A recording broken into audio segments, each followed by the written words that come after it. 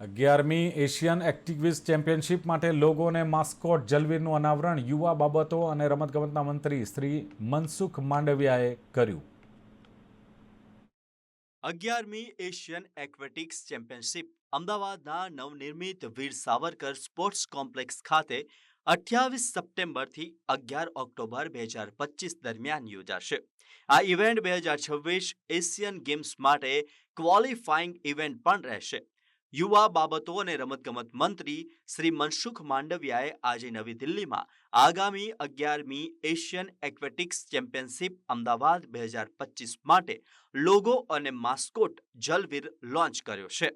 નવી દિલ્હીમાં માનનીય મંત્રીના નિવાસ સ્થાને આયોજિત આ કાર્યક્રમમાં એસએફઆઈના મહાસચિવ મોનલ ચોકસી, એસએફઆઈના વરિષ્ઠ ઉપપ્રમુખ વિરેન્દ્ર નાણાવટી અને ઉપપ્રમુખ અનિલ વ્યાસ, રાજકુમાર ગુપ્તા, અનિલ ખત્રી હાજર રહ્યા હતા.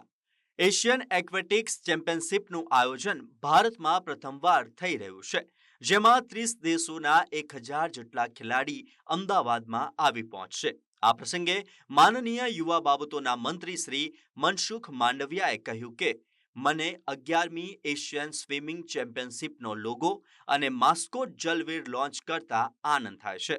આ ચેમ્પિયનશિપ ભારતીય સ્વિમિંગ માટે એક ઐતિહાસિક સીમાચિહ્નરૂપ છે, જે આપણા ખેલાડીઓને એશિયાના શ્રેષ્ઠ ખેલાડીઓ સામે તેમની પ્રતિભા દર્શાવવાની તક પૂરી પાડે છે.